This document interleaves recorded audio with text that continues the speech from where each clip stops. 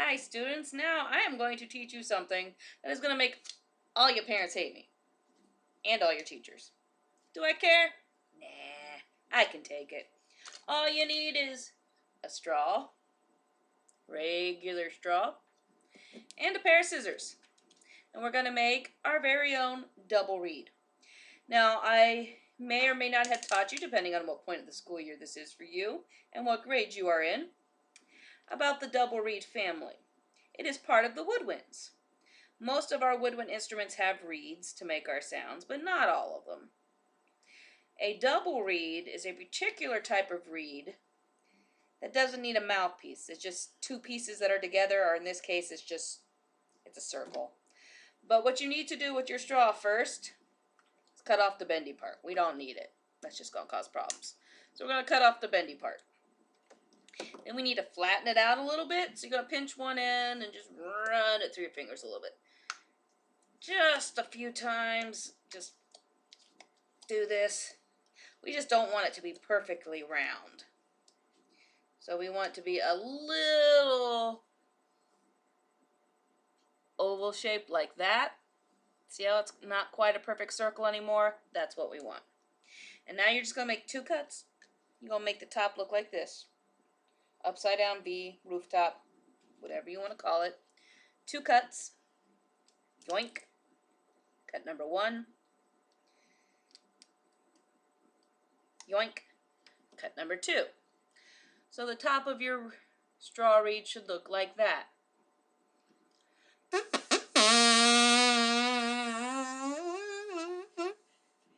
And you can get a really loud, obnoxious sound. Now, the longer they are, sometimes they get to be a little too long, so I'm going to cut this one off. A little shorter, it'll sound better. I'm going to squish it a bit more.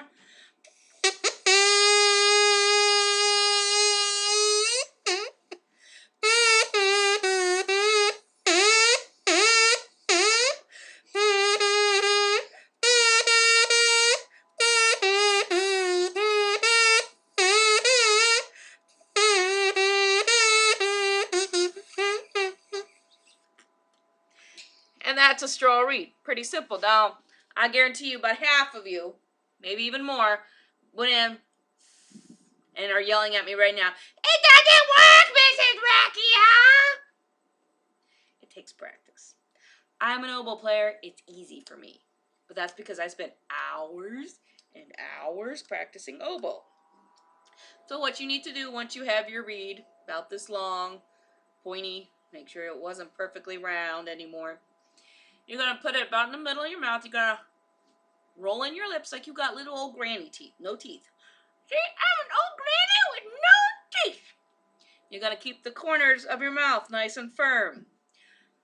You're going to put about that much in your mouth. Not this much. Just a little bit. You're going to put it in between your lips, not your teeth. After a while, you got the old granny mouth. You're going to push down till it's closed about halfway. If you bite down all the way, so it's closed, air can't get through. If air can't get through, no sound. So about halfway, nice and tight, firm lips, little bit in. Now watch as I bite down all the way. Nothing. Watch as I just blow without rolling my lips in. I got a little sound, but it wasn't as good.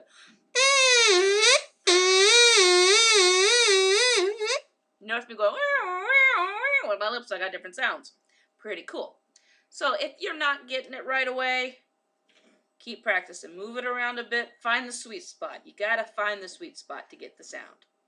And since we remember from kindergarten music, the longer something is, the lower it is.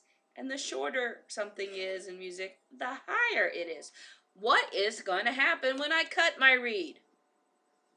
You better all have said, it'll get higher! Because that's what's going to happen.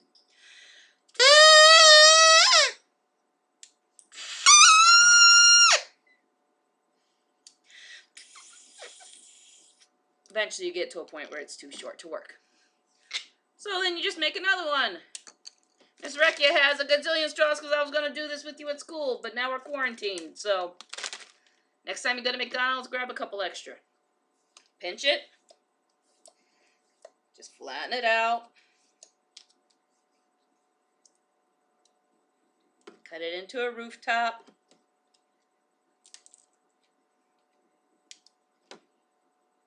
That one's not even straight. Doesn't matter that much, but I'm a perfectionist. My reeds. And then cut away to the length you want.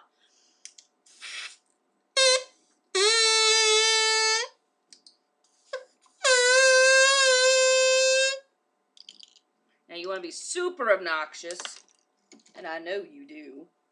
You're my students after all. Make a couple.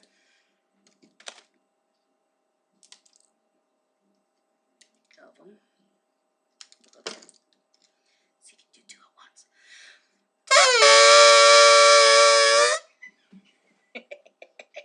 Annoying, isn't it? Let's see if we can get 3. My kids are out here giggling away because I'm making all sorts of crazy sounds. And I'm making a mess with little straw bits everywhere, but who cares? I'll make them clean it up. I'll clean it. Yeah, act like you're a good girl when the video's running. I know. Alright, so now I got 3 of different lengths. Let's see if I can play 3 at once. I've never tried this.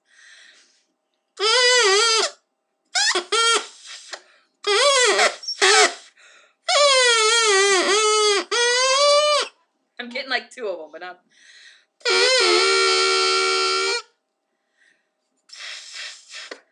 3 might be the limit. Let me cut this one a little shorter, see if that helps.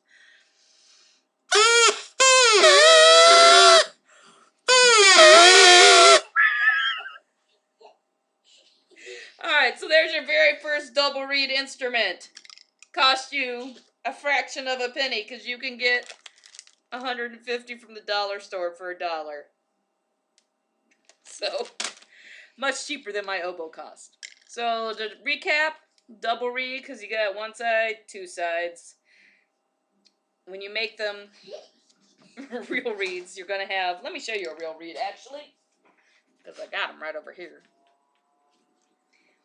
This is what an oboe reed would actually look like. So you got 1 side, 2 sides. A clarinet reed and the single reed, there's just 1 stick of wood that attaches to a mouthpiece. Here you got no mouthpiece. That one's not soaked, so I can't play it. But I got these fancy-dancy plastic reeds that I can play without soaking.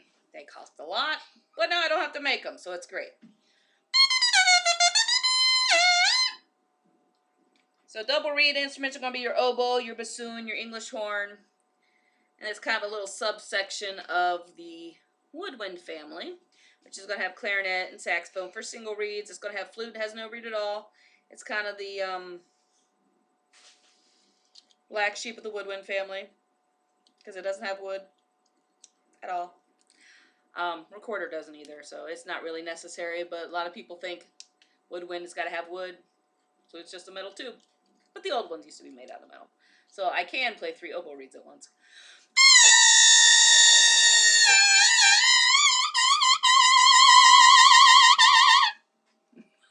Alright, well I hope you enjoyed that little tutorial on how to make an oboe reed out of a straw. Next up we'll be making an egg shaker out of an Easter egg, since that's coming up. I will see you guys next time, and have fun.